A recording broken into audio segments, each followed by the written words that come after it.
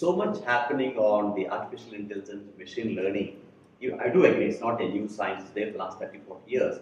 But what has happened last 5 to 6 years is unimaginable in every sphere.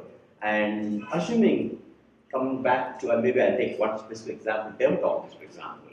In any country in the world, most of the specialists are limited to tier 1, a little more, maybe a little less than the tier 2. But coming down to tier 3 cities, towns, smaller villages, do not have a specialist.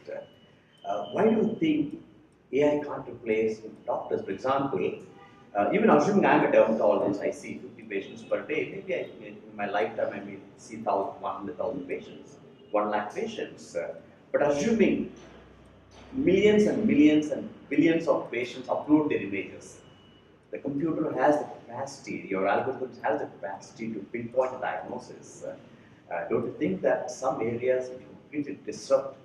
There's no, when you say computers can defeat doctors, it doesn't mean we don't need doctors, but definitely there are areas where doctors are not available. And I think if the mindset changes from the healthcare administrators, doctors, I have a strong feeling that will be a possibility in the next 10 years. It's a matter of reference frame how you look at something. What you are saying is absolutely right. So the screening can be done by AI models tomorrow. But the point is, whether the entire chain of events stops at screening, the answer is no. Even after screening is done, further diagnosis has to be done. Because screening is not diagnosis. Screening is just to identify whether you are normal or there is something abnormality which exists. Right? So I'm saying in the value chain, the screening might be done by AI models, but finally, for the diagnosis to happen, a doctor has to come into picture. Yeah. That's the reason I said that they will evolve in the value chain, they will move up the value chain, and the entire process will evolve. That's the reason we don't see a doctor getting replaced anywhere. We see their role getting evolved as we go along the journey, especially 10 to 15 years, where a lot of pre-analytical, analytical things will be done by AI models, and for the next step, a doctor will be replaced. Thanks, Rohit. I think you're still being diplomatic. As a doctor, probably I can be far more vehement.